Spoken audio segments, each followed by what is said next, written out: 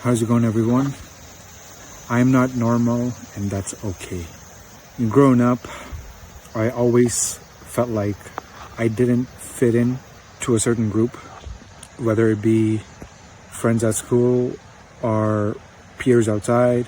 I just didn't feel like I belonged anywhere. I had friends growing up in elementary school and high school and then college as well, but something felt off. There was never a deep connection because I found what is considered cool, such as hanging out, going out at nighttime, things like that. You can say pointless, or maybe you can say I didn't have any joy in it. I gravitated towards reading a book or going to bed at 8 or 9 o'clock at nighttime when others were going out or having something else in mind. So my definition of fun was different from what was considered fun by my peers as I was growing up.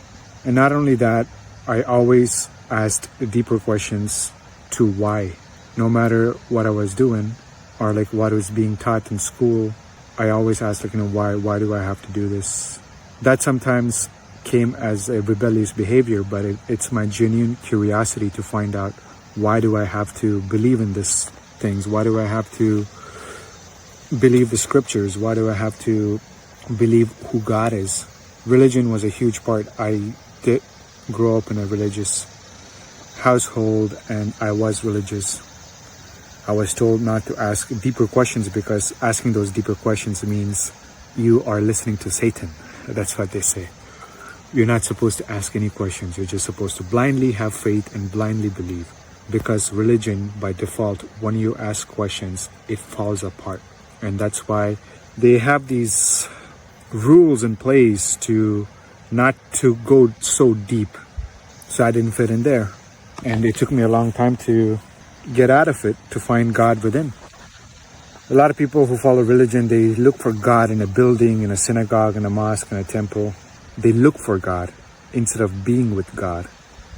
I realized God is not something you look for. God is something you merge into. This video is not about God. I will make another video about God specifically, who God is and what God is and how you can merge with God and how you can be one with God, be a God.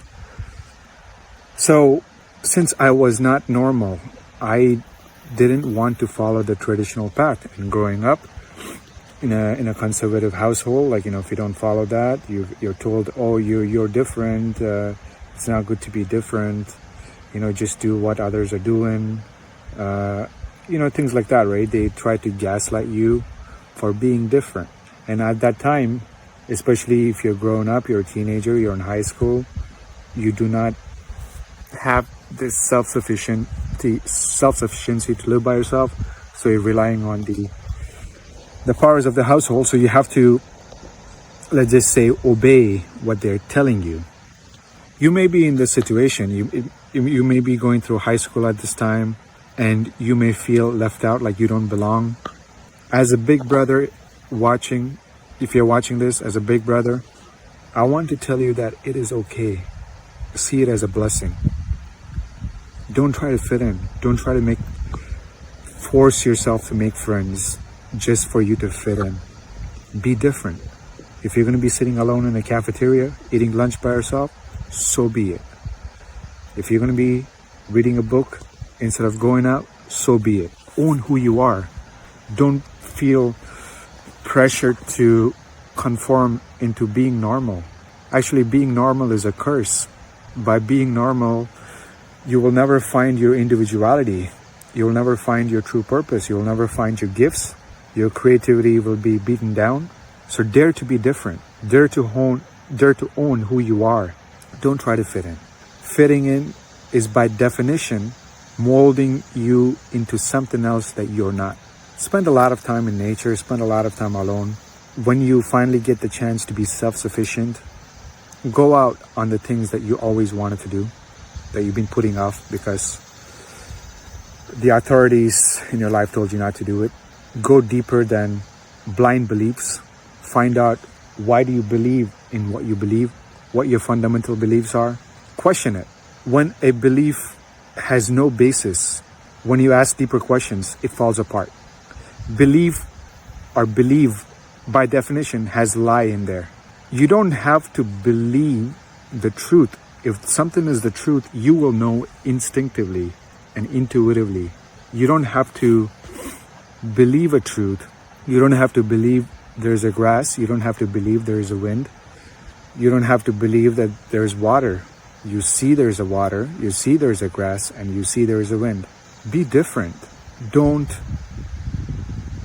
get put into a box. If they call you rebellious, if they call you not normal, if they call you crazy, if they promote fear by saying that if you don't do this, you will be a loser, you will be a nobody, you will get left behind. Those are all some fear tactics, common fear tactics. Don't listen to them.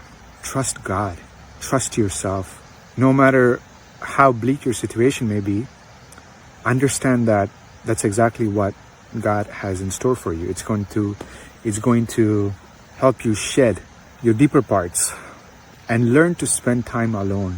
Honestly, once you get comfortable being alone and being in solitude, you don't want to do anything to do with people, because you understand the peace that you get, that no outside influences can affect your energy, and you become more protective and selective of who you associate with. The greatest company you can have is yourself and God, nothing else. You don't need anything else. Whatever you think is going to give you joy out there, there's million folds of joy within you, ready to be poured out. You have to find that ocean. Like Yogananda says, there's a river of joy flowing in you constantly. Find the river and drown in it. When you do that, no matter what situation you're in your life, there's ever-present joy constantly energizing you. This energy will take you to places, will give you ideas, will help you chart your own path. But for that to happen, you need to be you. So as I close out, it is okay to not be normal. Own it. You're different. Be grateful. Find joy within. Until next time, my friends, be fearless.